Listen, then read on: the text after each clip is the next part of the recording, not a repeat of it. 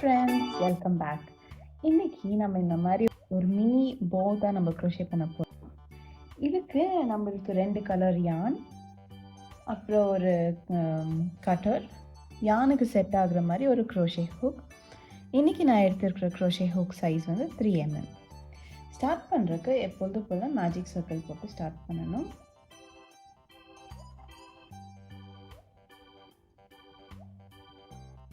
Magic circle போட்டு நம்ம ஒரு 10 செயின் ஸ்டிச் நம்ம போட்டுக்க போகிறோம்.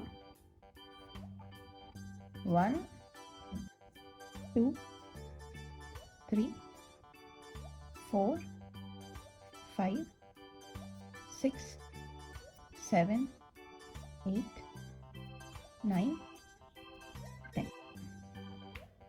10 செயின் ஸ்டிச்சஸ் நம்ம போட்டுட்டு மேஜிக் சர்க்கிள் டைட் பண்ணிக்கலாம். இனி வந்து நம்ம இந்த செயின்ஸ் மேலே தான் நம்ம க்ரோஷே பண்ண போகிறோம். நெக்ஸ்ட் ரோ போகிறதுக்காக ஒரே ஒரு செயின் போட்டுக்கலாம். நீடலுக்கு கீழே இருக்கிற செயின் ஸ்டிச்சை ஸ்கிப் பண்ணி அடுத்த செயினில் தான் நம்ம ஸ்டிச் போடணும். இன்றைக்கி நம்ம இந்த ரோ ஃபுல்லாக சிங்கிள் க்ரோஷே ஸ்டிச் தான் நம்ம போட போகிறோம். சிங்கிள் க்ரோஷேக்கு நீடலை டைரெக்டாக செயின்குள்ளே விட்டு வெளியே இருக்கிற யானை இழுத்துட்டு வாங்க. நீடில் மேலே 2 லூப் இருக்கும். 2 வந்து 3 ஆக்கி 3 வந்து அப்படியே நம்ம 1 ஆக்கிடணும். இதே மாதிரி நம்ம இந்த ரோ ஃபுல்லாக நம்ம சிங்கிள் க்ரோஷே ஸ்டிச்சஸ் போட போகிறோம். Second single crochet,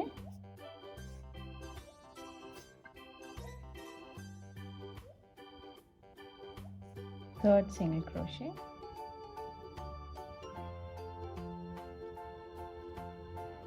last single crochet, அதாவது 10th சிங்கிள் க்ரோஷே.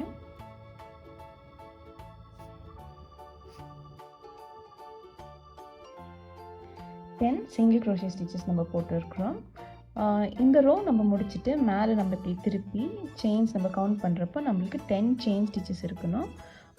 2 3 4 5 6 7 8 9 10. இப்போது நம்ம அடுத்த ரோ நம்ம போட போகிறோம். நெக்ஸ்ட் ரோவும் நம்ம 10 சிங்கிள் க்ரோஷே ஸ்டிச்சஸ் தான் நம்ம போட போகிறோம். நெக்ஸ்ட் ரோ போகிறதுக்கு ஒரே ஒரு செயின் போட்டுக்கலாம். போட்டுட்டு இந்த ஒர்க்கை அப்படியே நம்ம திருப்பிடணும். திருப்பிட்டு இந்த ஃபர்ஸ்ட் ரோ சிங்கிள் க்ரோஷே கேப்ஸ்குள்ளே வந்து நம்ம second row of single crochet stitches நம்ம போடணும். ஒரு ரோலையும் நம்மளுக்கு 10 சிங்கிள் க்ரோஷே ஸ்டிச்சஸ் வரும். இதே மாதிரி நம்ம 6 ரோ ஆஃப் சிங்கிள் க்ரோஷே போடணும்.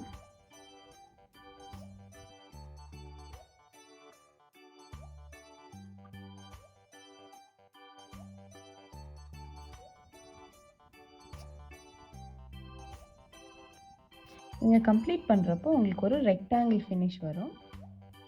5 ரோ நான் போட்டுட்டேன். இப்போ நான் கடைசி ரோ நான் போட போகிறேன். எப்பொழுதுமே நெக்ஸ்ட் ரோ நம்ம போடுறதுக்காக ஒரே ஒரு செயின் ஸ்டிச் நம்ம போட்டுக்கணும். செயின் ஸ்டிச் போட்டுட்டு ஒர்க்கை அப்படியே நம்ம திருப்பிட்டு நம்ம சிங்கிள் க்ரோஷே ஸ்டார்ட் பண்ணணும். ஸ்டார்ட் பண்ணுறதுக்கு கரெக்டாக இந்த ஸ்டார்டிங் நம்ம செயின் பிடிச்சிருக்கிறோம்ல, இந்த செயினை நம்ம இப்படி கொஞ்சம் நம்ம ஒர்க் இப்படி ஸ்ப்ரெட் பண்ணி பார்த்தோம் அப்படின்னா இந்த கேப் தெரியும். இந்த சின்ன சின்ன கேப்ஸ், அப்புறம் ஒரு ஸ்டிச்சஸ்க்கு நடுவில் கேப்ஸ் தெரியும். இந்த கேப்ஸ்குள்ளார தான் நம்ம ஸ்டிச்சஸ் போடணும். இப்போ நம்ம ஃபஸ்ட்டு ஸ்டிச்சை மாற்றி இங்கே போட்டுட்டோம் அப்படின்னா நம்மளுக்கு அந்த ரெக்டாங்கிள் ஃபினிஷ் கரெக்டாக வராது. அதனால் ஃபஸ்ட்டு ஸ்டிச் எப்பொழுதுமே கொஞ்சம் கவனமாக போடணும். இப்படி கொஞ்சம் ஒர்க்கை இப்படி எக்ஸ்பேண்ட் பண்ணி பார்த்தோம் அப்படின்னா அந்த ஹோல் தெரியும். அதுக்குள்ளார விட்டு ஃபஸ்ட்டு ஸ்டிச் போட்டுக்கலாம் சிங்கிள் க்ரோஷே. இப்போ செகண்டுக்கு நம்ம வந்து நீடலை கேப்குள்ளே விட்டு வெளியே இருக்கிற நூலை இழுத்துட்டு வருவோம். நீடில் மேலே 2 லூப் இருக்கும். 2 3 ஆக்கி 3 ஒரே ஸ்டெப்பில் நம்ம 1 ஆக்கிடணும். இதே மாதிரி இந்த ஃபுல் ரோ நான் போட்டு முடிச்சிட்டேன் அப்படின்னா நம்மளுக்கு வந்துட்டு நம்ம வந்து போவை க்ரியேட் பண்ண ஆரம்பிச்சிடலாம்.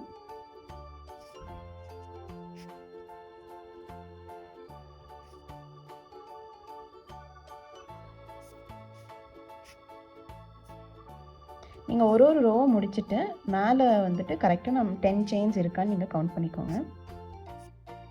கவுண்ட் பண்ணிவிட்டு அதுக்கப்புறம் நம்ம நெக்ஸ்ட் ரோ நீங்கள் ஸ்டார்ட் பண்ணிங்கன்னா உங்களுக்கு கொஞ்சம் ஈஸியாக இருக்கும்.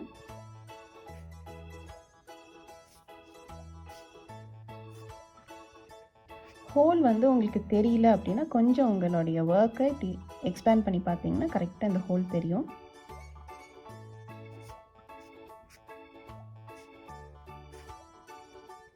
கடைசி ஸ்டிச்சையும் நான் மோஸ்ட்லி மிஸ் பண்ணுறதுக்கான சான்சஸ் இருக்குது. கடைசி ஸ்டிச்சை வந்து கரெக்டாக அந்த கடைசி செயின்குள்ளே விட்டு தான் நம்ம போடணும். ஏன்னா அந்த இடத்துல வந்து நம்மளுக்கு கேப் தெரியாது.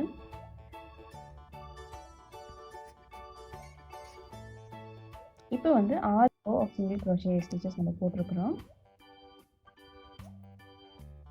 6 ரோ போட்டாச்சு. ஒரு குட்டி ரெக்டாங்கிள் நம்மளுக்கு ஃபார்ம் ஆயிருக்கு. இப்போ நான் வந்து இந்த ஒயிட் நூலை கொஞ்சம் நூல் விட்டு வெட்டிக்கிறேன். வெட்டிட்டு நல்லா என் ஸ்டிச்சஸ் கொஞ்சம் ஸ்ப்ரெட் பண்ணி விட்டுக்கிறேன். ஒரு நல்ல குட்டி ரெக்டாங்கிள் ஃபார்ம் ஆயிருக்கு. இப்போ வந்து இந்த ரெக்டாங்கிளை சுற்றி நான் வந்து ஒரு ரெட் கலர் பார்டர் நான் போட போகிறேன். பார்டருக்கு நான் எப்படி போட போகிறேன்னா ஸ்லிப் ஸ்டிச் நான் யூஸ் பண்ண போகிறேன். பார்டரை நான் வந்து இந்த ரெக்டாங்கிள் ஸ்டார்ட் பண்ண இடத்துலேருந்து நான் போட போகிறேன். அதாவது நம்ம மேஜிக் சர்க்கிள் போட்டோம்ல அந்த இடத்துலேருந்து நான் வந்து பார்டர் போடுறதுக்கு நான் ஸ்டார்ட் பண்ண போகிறேன். ஃபஸ்ட்டு செயின் கேப்குள்ளே விட்டு நான் வந்து பார்டர் போட வேண்டிய கலர் நூல் எடுக்கணும். நூல் எடுக்கிறதுக்கு ஃப்ரீ எண்டை இப்படி ஒரு ஃபோல்டு பண்ணிவிட்டு நீடில்குள்ளே வச்சு வெளியே எடுக்கணும். எடுத்துட்டு அடுத்த செயின்குள்ளே மறுபடியும் நீடில் விட்டு வெளியே எடுத்துகிட்டு வரணும். வந்துட்டு நேராக நான் உள்ளே எடுத்துக்க போகிறேன். இதுதான் நம்ம ஸ்லிப் ஸ்டிச். திருப்பியும் அடுத்த செயின்குள்ளே நீடில் விட்டு பார்டர் நூலை வந்து இழுத்து ஸ்லிப் ஸ்டிச் போட்டுக்க போகிறேன்.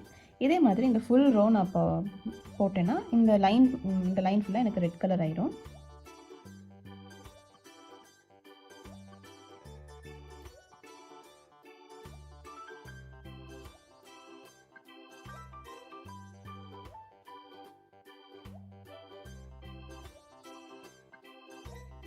இப்போது நம்ம இந்த ரோ ஃபுல்லாக நம்ம ரெட் கலர் பார்டர் கொடுத்தாச்சு.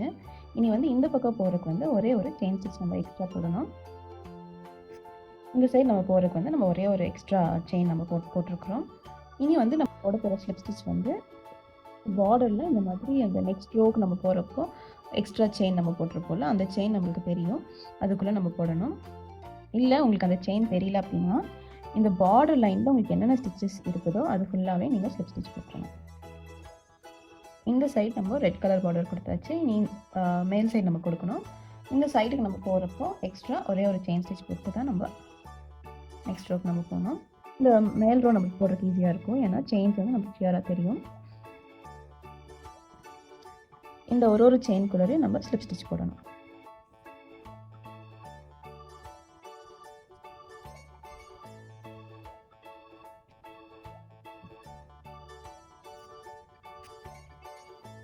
இந்த மேல் சைடு ஃபுல்லாக ரெட் கலர் பார்டர் கொடுத்துச்சு.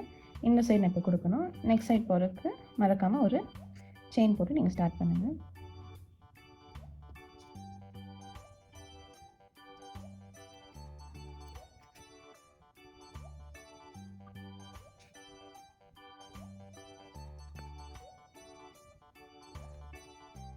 ஃபினிஷ் பண்ணுறதுக்கு பார்த்தோன்னா இந்த இடத்துல ஒரு கேப் இருக்கும். அது ஏன்னா நம்ம கலர் சேஞ்ச் பண்ணது வந்து ஃபஸ்ட் செயின்லேருந்து தான் நம்ம சேஞ்ச் பண்ணோம். இப்போ கம்ப்ளீட் பண்ணுறதுக்கு எக்ஸ்ட்ரா இன்னொரு செயினை போட்டு இந்த மேஜிக் சர்க்கிள்குள்ளே இன்னொரு ரெட் கலர் ஸ்லிப் ஸ்டிச் நான் பண்ணிக்க போகிறேன். அவ்வளோதான். இப்போ நான் வந்து பார்டர் கொடுத்து முடிச்சிட்டேன். கொஞ்சம் நூலை விட்டு வெட்டிக்க போகிறேன்.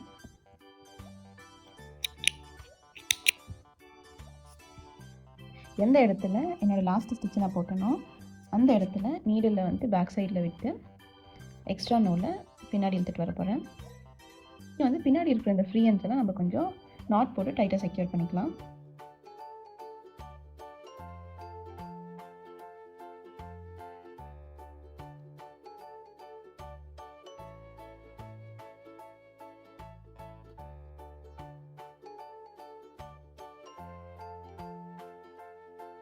அவ்வளோதான். நாட் போட்டு நம்ம ஃப்ரீ ஹேண்ட்ஸ் எல்லாம் செக்யூர் பண்ணியாச்சு.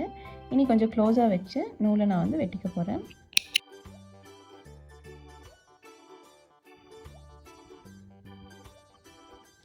இது ஒரு பக்கம் இருக்கட்டும்.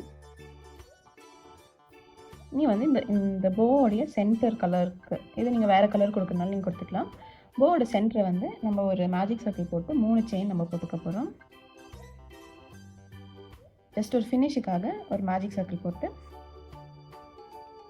3 செயின் போட்டுக்கலாம். இது வந்து நீங்கள் டைரெக்டாக த்ரெட்டு வச்சே கூட நீங்கள் அதை பண்ணிக்கலாம்.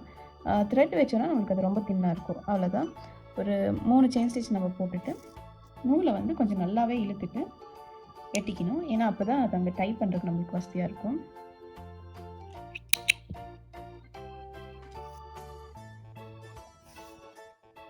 இதுதான் நம்மளோட சென்டர் டை. இப்போ நம்ம போ வந்து நம்ம க்ரியேட் பண்ணிக்கலாம். போ க்ரியேட் பண்ணுறதுக்கு இந்த சென்டரில் ஜஸ்ட் இப்படி ஒரு ஃபோல்ட் பண்ணிக்கோங்க. ஃபோல்ட் பண்ணிட்டு இந்த எக்ஸ்ட்ரீம் எட்ஜஸை இப்படி ஒரு மடக்கிக்கோங்க. மடக்கிட்டு இது நல்லா இப்படி க்ளோஸாக வச்சிங்கன்னா இந்த போ ஷேப் நம்மளுக்கு ஃபார்ம் ஆயிடும். க்ளோஸாக வச்சு நம்ம இப்போ க்ரியேட் பண்ணியிருக்கிற அந்த 3 செயின் ஸ்டிச்சஸ் இருக்குல்ல, அதை வந்து நீங்கள் சென்டரில் வச்சு கரெக்டாக போர்டு சென்டரில் வச்சு நீங்கள் வந்து கட்டிடுங்க.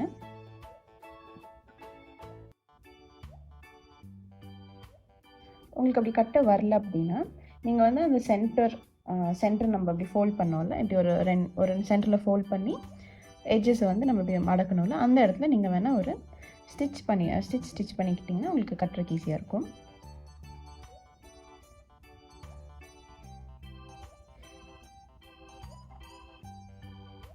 சென்டரை நீங்கள் நல்லாவே டைட்டாக கட்டிக்கோங்க.